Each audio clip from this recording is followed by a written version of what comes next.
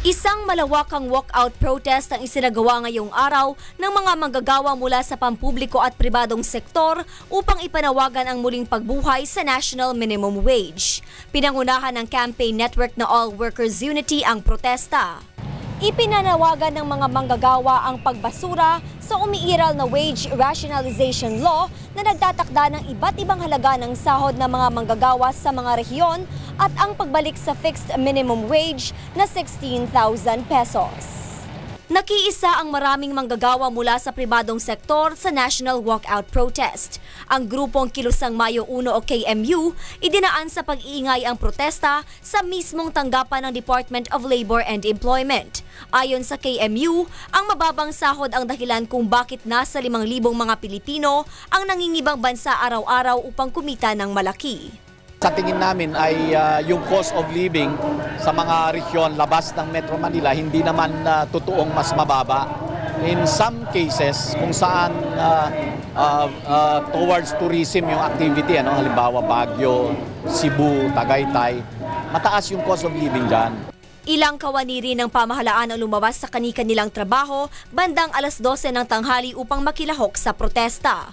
Kabilang rito ang mga nagtatrabaho sa Korte Suprema, Senate of the Philippines, Sandigan Bayan, Department of Agriculture, National Housing Authority, state corporations at iba pang government agencies.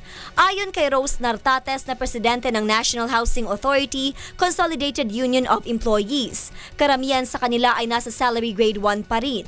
Ito ang mga tumatanggap lamang ng kulang 10,000 piso kada buwan. Kapag ibinawas pa ang mandatory deductions at utang ng mga empleyado, hindi na ito sapat para sa pang-araw-araw na gastusin ng isang pamilya. Saan naman makakarating sa palagay nyo ang 4,000 a month na sahod? Secretary Abad, ang inamin niya, dire-diretso na yung hinihingi namin increase talagang hindi magkakatotoo. Pero yung tax, matataksan pa rin kami. Isipin mo, wala nang increase, may tax pa. Diba, yung batas is whether gusto kita o hindi kita gusto, ito ho yung batas. So dapat sundin nating lahat.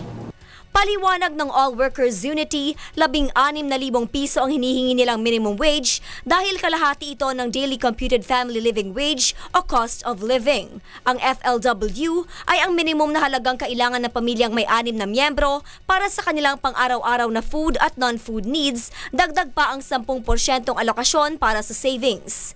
Base sa komputasyon ng independent think tank na Ibon Foundation, nasa 1,083 pesos kada araw ang FLW noong Agosto ng taong ito.